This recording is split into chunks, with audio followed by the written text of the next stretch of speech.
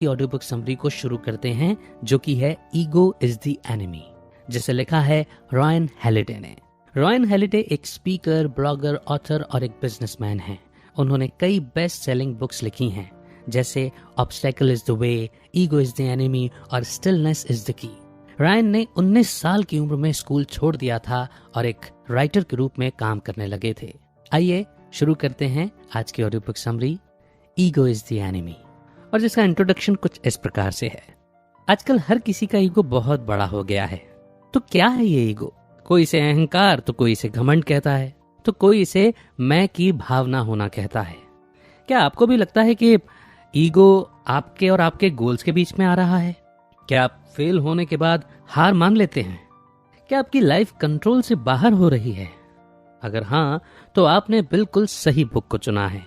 ये बुक आपको ईगो को कंट्रोल करने के लिए आपको गाइड करेगी, क्योंकि ईगो आपका सबसे बड़ा दुश्मन है। आप ऐसे टेक्निक्स के बारे में सीखेंगे जिन्हें प्रैक्टिस कर आप अपने ईगो को कंट्रोल में रख सकते हैं। आप सक्सेसफुल होने के लिए हम्बल यानी विनम्र होने के इम्पोर्टेंस के बारे में भी जानेंगे। इस बुक में ऐसी कई आदतों के बारे में बताया गया है जिन्हें आप अपनी लाइफस्टाइल में शामिल कर अपने ईगो को ठीक कर सकते हैं। और हाँ, आप अकेले नहीं हैं जो इसका सामना कर रहे हैं। ईगो एक नेचुरल इमोशन है जो हम सभी महसूस करते हैं, लेकिन इसे कंट्रोल करना भी जरूरी है, क्योंकि इसमें आपको बर्बाद करने की ताकत है। आपकी सक्सेस आपके हाथों में है, इसीलिए इसे अपने ईगो के कारण खुद से दूर न जाने दें। तो आइए आगे बढ़ते हैं अगले चैप्टर की ओर, जिसकी हेडिंग है टॉक टॉक टॉक। किसी भी नई जर्नी की शुरुआत के वक्त हम सभी एक्साइटेड लेकिन कुछ डरे हुए होते हैं। खुद को शांत रखने के लिए हम अक्सर अपने अंदर देखने की बजाय बाहर वो कंफर्ट और आराम ढूंढने लगते हैं। हम सभी अटेंशन पाना चाहते हैं, लेकिन कुछ करने की बजाय सिर्फ बातें करना बड़ा आसान होता है। हम अक्सर खामोशी को कमजोरी मान लेते हैं, इसीलिए अपनी ताकत दिखाने के लिए बात करते हैं। लेकिन हम इस बात से अनजान हैं कि चुप रहना यानी साइलेंस एक ऐसी महान क्वालिटी है जिसमें आज तक बहुत कम लोग महारत हासिल कर पाए हैं। बेकार की बातें करके हम उससे जुड़े एक्शन को कमजोर कर देते हैं। साइलेंस हमारे सेल्फ कॉन्फिडेंस और ताकत को दिखाता है। ज्यादा बात करना हमारे काम की क्वालिटी को खराब कर देता है और हमारा ध्यान भटका देता है। ये एक साइकोलॉजिकल फैक्ट है कि बात करने से किसी भी काम को कंप्लीट करने का चांस कम हो जाता है। यह हमें फील कराता है कि जैसे हमने उसे पहले ही कंप्लीट कर लिया है। इसीलिए आपको हमेशा अपनी जीभ पर काबू रखने की कोशिश करनी चाहिए, ताकि आप बातों के जाल में ना फंसकर सक्सेस हासिल कर सकें। चुप रहने की क्वालिटी आपका बेस्ट परफॉर्मेंस बाहर निकालने में मदद करती है। इसीलिए आपको चुपचाप काम करना चाहिए और बेफजूल की बातें करने की इच्छा से दूर रहना चाहिए। आइए एक कहानी से इसे समझते हैं। ये कहानी एक्टिविस्ट अपटन सिंक्लेयर के बारे में है, जो 1934 में कैलिफोर्निया के गवर्नर के पोस्ट के लिए इलेक्शन में खड़े हुए थे। कैंपेन के दौरान अपटन ने बड़ा ही अजीब सा कदम उठाया, जिसने सभी को चौंका दिया था। उन्होंने एक शॉर्ट बुक पब्लिश की जिसका नाम था I governor of California and how I ended poverty. इस बुक में सब कुछ पास्ट टेंस में लिखा हुआ था, यानी ऐसे लिखा हुआ था जैसे वो सब कुछ हो चुका हो, और उसमें अपटन ने गवर्नर के रूप में क्या क्या खास काम किया था उस बारे में बताया गया था। वो जानते थे कि जिस तरह वो पब्लिक के साथ बातचीत कर सकते थे उस तरह कोई दूसरा नहीं कर सकता था, लेकिन उन्हें जरा भी अंदाजा नहीं था कि उनका ये आइडिया उन्हें बर्बाद कर देगा। अपटन ने बुक में अपनी सभी स्ट्रेटजीज के बारे में लिखा था, जिससे उनके कॉम्पिटिटर्स को फायदा हुआ। इसके अलावा अपटन ने खुद अब कैंपेन में रुचि खो दी थी, क्योंकि उन्हें लगने लगा था कि जो कुछ भी उन्होंने लिखा है वो सब कुछ उन्होंने हासिल कर लिया है। इस बुक की लाखों कॉपीज बिकी, लेकिन अपटन का कैंपेन बहुत बड़ा फेलियर साबित हुआ। वो 2,50,000 वोट से इलेक्शन हार गए और इस प्रोसेस में उन्होंने दिलचस्पी खो दी थी। अपटन के साथ जो हुआ वो उनके कम्युनिकेशन के कारण था। उनके बुक ने उन्हें ये महसूस कराया कि उन्होंने सब कुछ हासिल कर लिया था, जबकि वो तो अब तक गवर्नर बने भी नहीं थे और उन्होंने अब तक कुछ भी नहीं किया था। वो अपने शब्दों को एक्शन में नहीं बदल पाए। वो बातों के जाल में फंस गए और इस कारण उनका सारा काम चौपट हो गया। इस कहानी ने दुनिया को ये सिखाया कि कोई भी काम पूरा करने के लिए अपनी जुबान पर लगाम रखना कितना जरूरी है। अगर आप अपने काम में सक्सेसफुल होना चाहते हैं तो आपको बातें बनाना बंद कर बिल्कुल साइलेंस में अपना काम करना चाहिए। बात करने से आपके माइंड को यह विश्वास हो जाता है कि आपने सब कुछ अचीव कर लिया है और वो आपको रियलिटी में काम करने से रोक देता। आइए अब अगले चैप्टर की ओर बढ़ते हैं, जो कि है टू बी और टू डू। लाइफ में चाहे कुछ भी हो जाए, आप जैसे हैं बिल्कुल वैसे ही बने रहें, रियल और दिखावे से दूर, तब आप लाइफ में कुछ खास जरूर करेंगे। अगर आप बिना ईगो के अपने रास्ते पर आगे बढ़ेंगे और खुद के प्रति सच्चे रहेंगे तो आप क्या क्या अचीव कर सकते हैं इसकी कोई सीमा नहीं है। एक इंसान जब खुद के साथ ऑनेस्ट होता है तब वो दूसरों के साथ कभी भी फेक नहीं होता। जब आप कुछ करने का फैसला करते हैं तो उसे फेमस होने के लिए या अपनी पहचान बनाने के लिए ना करें। जो भी चीज आप दिल से करना चाहते हैं उसके बदले में बिना कुछ चाहे आप अपने और दूसरों के साथ सच्चे बने रह सकते हैं। कुछ ऐसा करें जिससे आप दूसरों की लाइफ में कुछ वैल्यू ऐड कर सकें। आइए एक एग्जाम्पल से इसे समझते हैं। मॉडर्न वॉर में इन्फ्लुएंशियल लोगों में से एक जॉन बॉयड थे।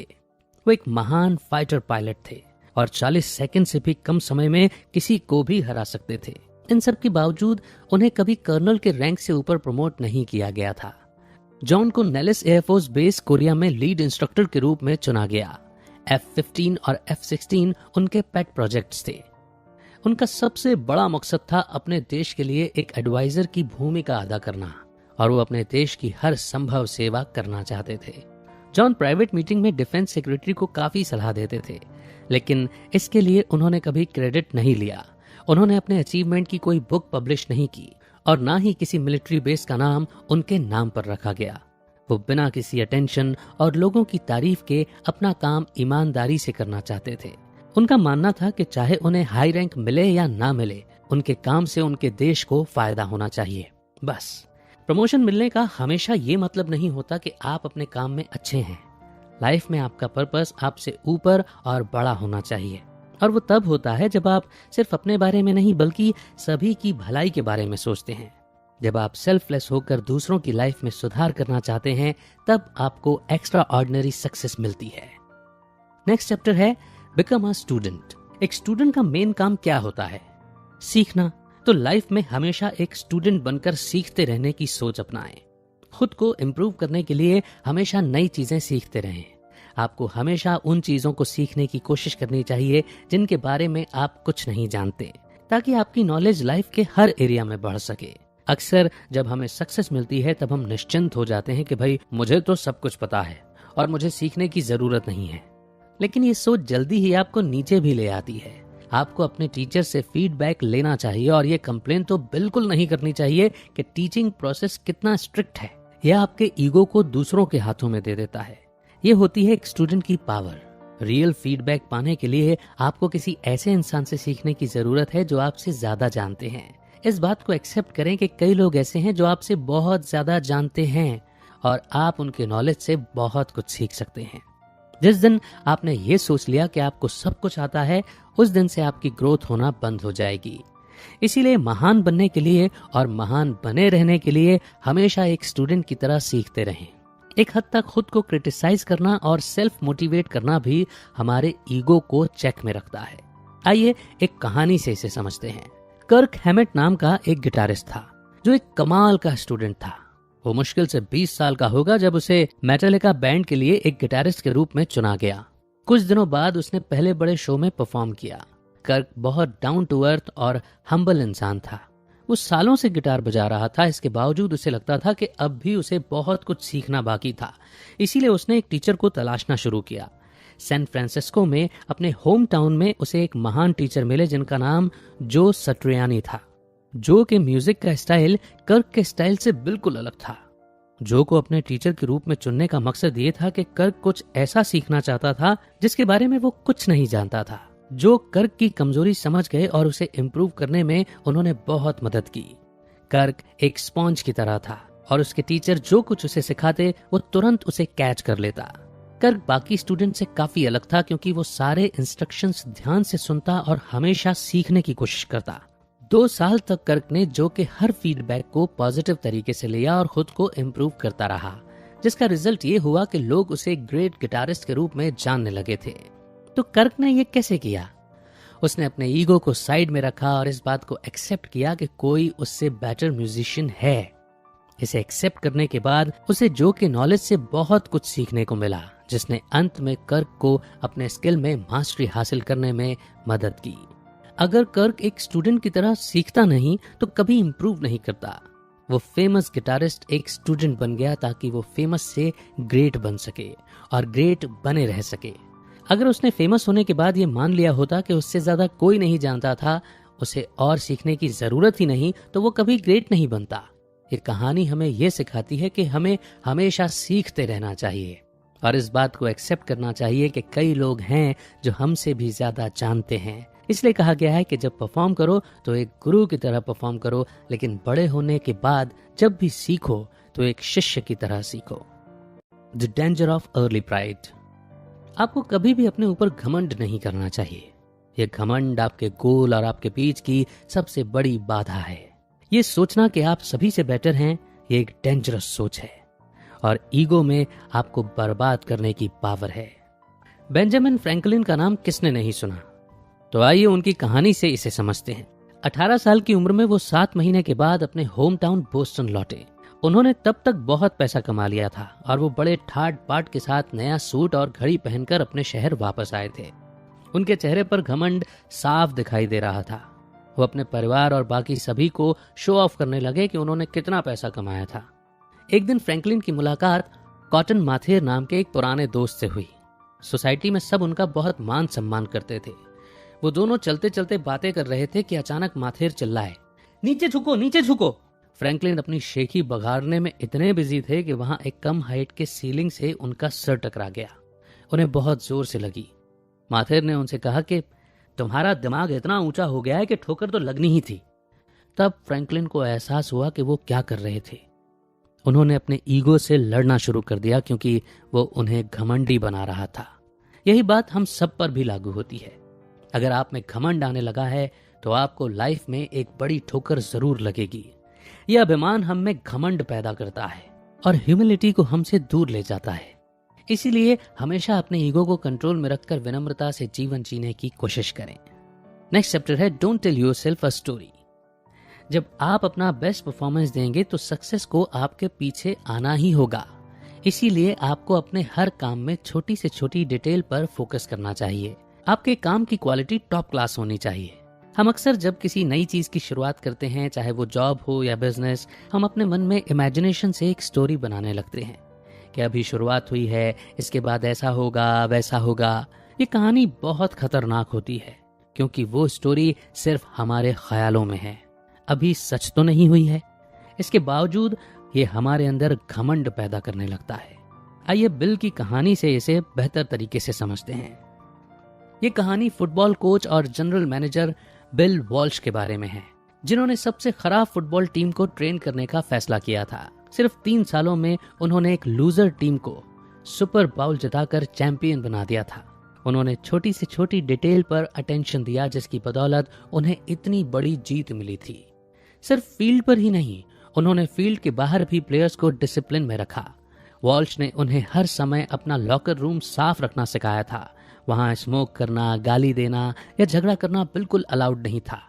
न्यूज़पेपर्स वॉल्श को जीनियस कहने लगे और उनकी सक्सेस की कई कहानियां लोगों के सामने आईं, लेकिन उन्होंने इन सब पर बिल्कुल ध्यान नहीं दिया। उन्होंने उसे पूरी तरह अनदेखा कर दिया था क्योंकि वो उन्हें घमंडी बना देता। लेकिन वॉल्श के प्लेयर्स को घमंड होने लगा। उनके मन में कॉन्फिडेंस की जगह ओवर कॉन्फिडेंस ने ले ली थी। इस ओवर कॉन्फिडेंस ने उनके परफॉर्मेंस पर बहुत खराब असर किया और वो 22 में से 12 गेम हार गए। यही होता है जब आप समय से पहले खुद को क्रेडिट देना शुरू कर देते हैं। जब ये कहानियां आपके माइंड में अपना घर बना लेती हैं, तब आप कम एफर्ट्स करने लगते हैं और आपके काम की क्वालिटी गिरने लगती है। 49ers यानी कि उस फुटबॉल टीम को भी अपने खोए हुए स्टैंडर्ड को पाने के लिए फिर से कड़ी मेहनत करनी पड़ी। यही कारण था कि वॉल्श ने मीडिया द्वारा दिए गए बड़े बड़े टाइटल को अपने सर पर नहीं चढ़ने दिया था। खुद के बारे में बढ़ चढ़कर बोलना आपको घमंडी, ओवर कॉन्फिडेंट और कम हार्डवर्क करने वाला इंसान बना देता है। नेक्स्ट चैप्टर है व्हाट्स इंपॉर्टेंट टू यू। ये सोचना बहुत जरूरी है कि सक्सेस पाने के लिए आपके लिए क्या इंपॉर्टेंट है। लेकिन ये इंसान की फितरत है कि जो हमारे पास होता है हम उससे कभी खुश नहीं होते और हमेशा वही चाहते हैं जो दूसरों के पास होता है। हमारा एम होता है कि हमारे पास दूसरों से ज्यादा हो। हम अपनी जर्नी की शुरुआत उस चीज से करते हैं जो हमारे लिए इम्पोर्टेंट होती है, लेकिन उसे हासिल करने के बाद हमारे अंदर ईगो डेवलप होने लगता है। हम उन अपॉर्चुनिटीज को भी हाँ कह देते हैं जिनकी हमें कोई जरूरत नहीं है, ये सोचकर कि ये हमें सक्सेसफुल होने में मदद करेंगे, लेकिन असल में इसका बिल्कुल उल्टा होता है। ये हमें रियलिटी से दूर कर एक सपनों की झूठी दुनिया में ले जाता है। आइए इसे एक एग्जाम्पल से समझते हैं। ये यूलिस एस ग्रांट की कहानी है। अमेरिका में सिविल वॉर के बाद ग्रांट एक इन्फ्लुएंशियल और इम्पोर्टेंट पर्सनालिटी बन गए थे। ग्रांट को पॉलिटिक्स में कोई दिलचस्पी नहीं थी और इस कारण उन्होंने आर्मी जनरल बनने का रास्ता चुना था। लेकिन अचानक ग्रांट ने पॉलिटिक्स में सबसे ऊंचे पोस्ट प्रेसिडेंट की पोजीशन के लिए खड़े होने का फैसला किया। उन्हें इलेक्ट किया गया और उनका टर्म अमेरिकन हिस्ट्री में सबसे करप्ट और सबसे खराब टर्म बनकर सामने आया। उन्होंने 2 बुरे टर्म्स के बाद ऑफिस छोड़ दिया। प्रेसिडेंसी के बाद ग्रांट ने फर्डिनेंड वार्ड नाम के एक इन्वेस्टर के साथ मिलकर अपना सारा पैसा फाइनेंशियल ब्रोकरेज बनाने के लिए इस्तेमाल किया। वार्ड ने ग्रांट का दिवाला निकाल दिया था। ऐसा इसलिए हुआ क्योंकि ग्रांट का मकसद अपने इंटरेस्ट को फॉलो करने के बजाय मिलियनर्स से होड़ करना था।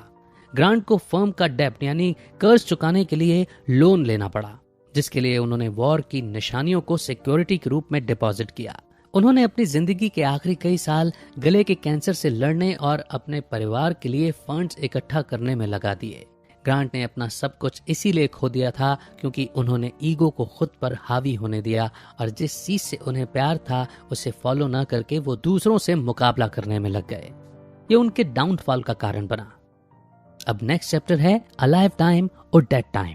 फेलियर हमारे लाइफ की जर्नी का एक हिस्सा होता है, इसीलिए अपने फेलियर से निराश होकर उसे खुद को पीछे पकड़कर ना रखने दें।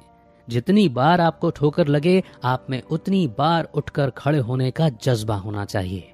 जब आप फेल होते हैं तो गुस्सा आना और उदास फील करना नेचुरल है, लेकिन उसी में अटके ना रहें क्योंकि कई नए मौके हैं जो आपका इंतजार कर रहे हैं।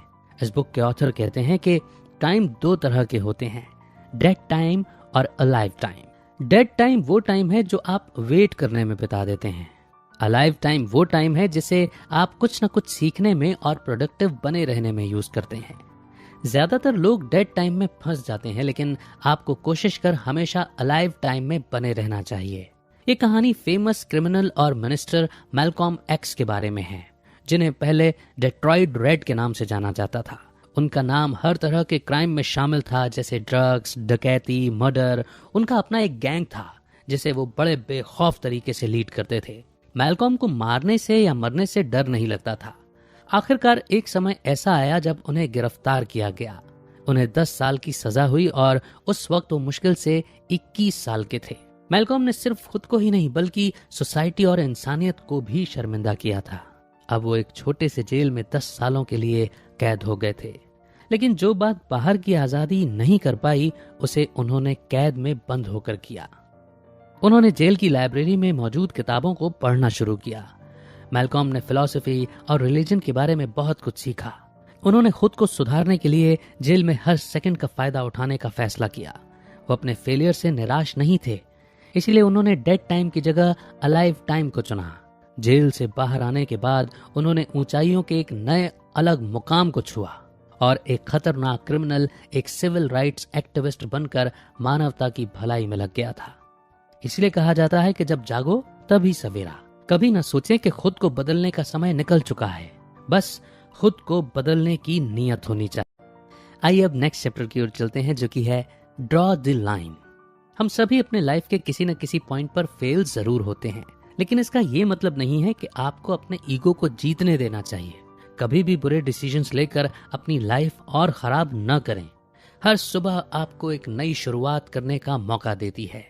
चाहे लाइफ में कैसी भी सिचुएशन हो, अपने कैरेक्टर और सेल्फ रिस्पेक्ट को बनाए रखें। परेशानी हमेशा के लिए नहीं रहती, और अगर आप फेल हो भी गए तो भी कोई बात नहीं। ईगो हमें फेल होने पर शर्मिंदा महसूस कराता है, जबकि ये सोच बिल्कुल गलत है। आइए इस कहानी से सीख लेते हैं। जॉन डेलोरियन एक कार कंपनी के मालिक थे। दिन ब दिन उनका बिजनेस गिरता चला जा रहा था। रिजाइन करने के बाद जॉन ने बिजनेस बचाने के लिए इलीगल तरीकों को अपनाने का फैसला किया। उन्होंने अपने पैसों को बचाने के लिए 220 पाउंड कोकीन में अपना पैसा इन्वेस्ट कर दिया। इसका बहुत बुरा परिणाम हुआ। उन्हें $60 मिलियन ड्रग्स की डील करने के लिए गिरफ्तार किया गया और इससे उनके करियर का अंत हुआ। इस घटना के कारण उनका पब्लिक के सामने बहुत अपमान हुआ और उन्हें शर्मिंदगी उठानी पड़ी। वो खुद अपनी परेशानी का कारण बने थे। इसके लिए किसी और को दोष नहीं दिया जा सकता। उन्होंने अपने ईगो को जीतने दिया था, जिसने चीजों को बद से बदतर कर दिया। जॉन को जब एहसास हुआ कि उनका बिजनेस फेल हो रहा था, तब वो उसे बंद कर सकते थे, लेकिन इसके बजाय उन्होंने गलत रास्ता चुना। उन्होंने फेलियर को शर्मिंदगी के रूप में देखा, जो उनकी सबसे बड़ी गलती थी। और अब नेक्स्ट चैप्टर है द एफर्ट इज इनफ। कभी भी स्वार्थ और लालच को खुद पर हावी न होने दें। सिर्फ अपने लिए ही नहीं, बल्कि दूसरों के लिए भी कुछ करने की कोशिश करें। लाइफ में कभी कभी ऐसा भी टाइम आएगा जब सब कुछ सही करने के बाद भी रिजल्ट नेगेटिव होगा। कई बार ऐसा भी होता है कि जब आपका सिचुएशन पर कोई कंट्रोल नहीं होता और आपके काम का क्रेडिट कोई और ले जाता है। ऐसे समय में ईगो हमें कमजोर करता है, लेकिन हमेशा हम्बल बने रहने की सोच को डेवलप करें। हमें कभी रिजल्ट के साथ खुद को अटैच नहीं करना चाहिए, क्योंकि ज्यादा मायने हमारे एफर्ट्स रखते हैं। बेलिजरेस अब तक के सबसे महान मिलिट्री जनरल्स में से एक हैं। उन्होंने बिजेंटाइन एम्पायर के लिए कई युद्ध जीते। बेलिजरेस ने रोम को वापस जीतने के लिए एक लीडर की भूमिका निभाई, क्योंकि बारबेरियंस ने उस पर कब्जा कर लिया था। लेकिन उनकी जीत को कभी जनता के सामने बताया नहीं गया। उन्हें सम्राट जस्टिनियन बार बार शक की निगाहों से देखते रहे। उसके बाद सम्राट ने हिस्टोरियंस को बेलिजर्स की अच्छी रेपुटेशन और उनकी विरासत को मिट्टी में मिलाने का आदेश दे दिया था।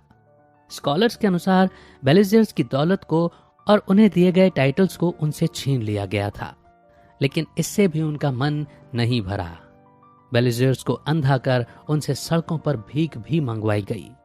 जस्टिनियन एक ओवर कंट्रोलिंग, लालची, सेल्फिश और दूसरों से जलने वाला इंसान था। बेलिजर्स के बढ़ते हुए नाम और शोहरत से उसे खुद के लिए खतरा महसूस होने लगा था। अपने साथ हुए अन्याय के बाद बेलिजर्स ने कभी शिकायत नहीं की। उनमें जरा भी अहंकार और लालच नहीं था। वो जानते थे कि कोई उन्हें पसंद करे या ना करे, इस पर उनका कोई कंट्रोल नहीं था। तो उनके बारे में जो खास बात थी वो ये थी कि इतने अन्याय होने के बावजूद वो हमेशा सही रास्ते पर चलते रहे। अपने देश की सेवा करना उनके लिए सबसे बड़ा कर्म था और इसके बदले में वो कोई इनाम या शोहरत नहीं चाहते थे। इसीलिए अपने काम को बिना किसी रिवॉर्ड पाने की इच्छा से करते रहें, क्योंकि सिर्फ वही आपको महान बनाता है।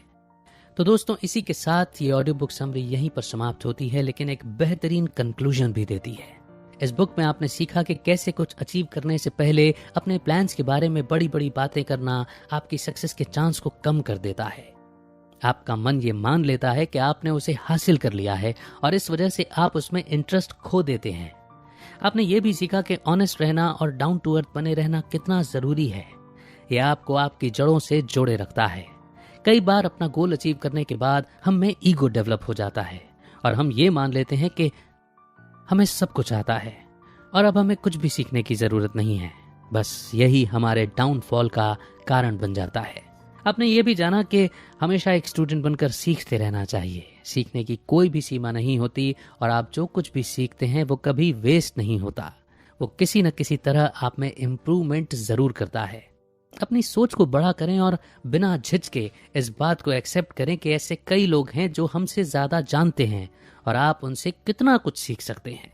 अपने माइंड में कहानियां न बनाएं, क्योंकि यह आप में घमंड पैदा करता है जो आपके फ्यूचर के लिए बिल्कुल भी अच्छा नहीं है। हम्बल बने रहें और वो करते रहें जिससे आपको प्यार है। लाइफ में एक न एक बार हर कोई फेल होता है। गलती करना गलत नहीं है, लेकिन उस गलती से कुछ न कुछ सीख कर उसे दोहराना बहुत गलत है। इस बात को हमेशा याद रखें कि अगर कुछ बुरा होता भी है तब भी आप एक नई शुरुआत कर सकते हैं। फेलियर से शर्मिंदा होने की जरूरत नहीं है, बल्कि ये सक्सेस की तरफ भी आपका बढ़ाया हुआ कदम है। और कभी कभी हम गलत कदम भी उठा लेते हैं, लेकिन इससे एम्बैरेस नहीं होना चाहिए। अपने ईगो को कंट्रोल में रखें और अगर आपने ऐसा कर लिया तो आपके रास्ते के कई प्रॉब्लम्स अपने आप सॉल्व हो जाएंगे और आपका रास्ता आसान हो जाएगा।